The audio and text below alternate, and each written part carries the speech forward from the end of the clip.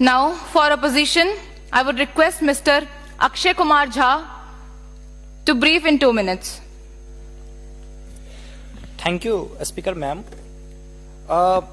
2047 के विकसित भारत की परिकल्पना करते हुए हम पश्चिमी द्वार से बाहर निकल रहे थे, तभी पूर्वी द्वार में डॉक्टर एपीजे अब्दुल कलाम ने कहा कि अरे मेरे विकसित भारत 2020 की परिकल्पना को तो एनालिसिस करते जाओ।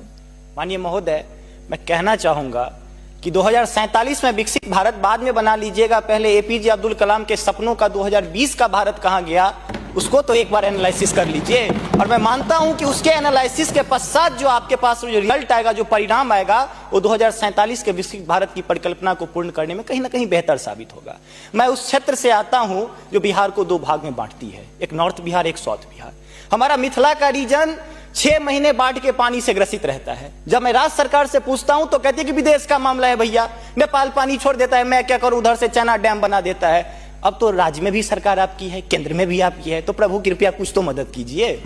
दूसरी बात, कोसी का संसद में कह दिया गया कि ड्रेस कोड ये होना चाहिए। अरे मैं बाढ़ के उस इलाके से आता हूं जहां आधा धोती पहन के संसद तक आना पड़ता है, न सड़क है न कुछ है, तो कैसे आऊंगा। उसी क्षेत्र का एक नंगा बच्चा हमसे कहता है कि साहब मैं बाढ़ से ग्रसित हूं, और दक्षिण बिहार का एक बच्चा कहता है कि मैं सुखाड़ से ग्रसित हूं, मेरे पास पीने के लिए पानी नहीं है। बीच वाला एरिया कहता है मैं नरसंहार से परेशान हूं। तो बिहार की एक परिभाषा बनती है कि उत्तर में बाढ़ है, दक्षिण में सुखाड़ है, बाकी जो बचा नरसंहार है, यही बिहार है। अब मैं कहां जाऊं। तीसरी बात मैं आता हूं कि आपने तो राम जी को अयोध्या में लाकर स्थापित कर दिया, जरा उनके ससुराल मिथिला पर भी ध्यान दीजिए। माँ सीता कब कब अग्नि परीक्षा देगी, उनके पुत्र हम कब कब अग्नि परीक्षा देते रहेंगे, हम पर भी तो थोड़ा ध्यान दीजिए प्रभु। बाढ़ का पानी जब हमारे बिहार से निकलता है तो लगे लगे बंगाल चला जाता है, और जो भी हमारे पास रोजी रोटी रहती है खत्म हो जाती है। तो मेरी पत्नी भी कहती है कि लागल लागल सजन धक्का सलम कलकत्ता चलिए, अब कितना आगे जाए।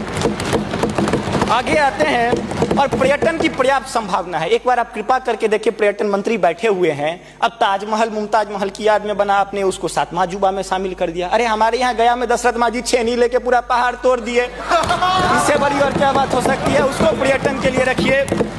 और ये जो भूखमरी, बेरोजगारी, अशिक्षित राज्य की जो हम पर वो जो पीठ पर धो रहे हैं, वो हमको इसी तरह की कविता याद दिलाती है कि तू सिंह मारती गैसी, मैं कोने में दुबका बैल प्रिय, मैं पीपल सा सीधा साधा, तुम उस पे लटकी चुड़ैल प्रिय। तो ये अशिक्षा, बेरोजगारी हम पर चुड़ैल की तरह लटकी है।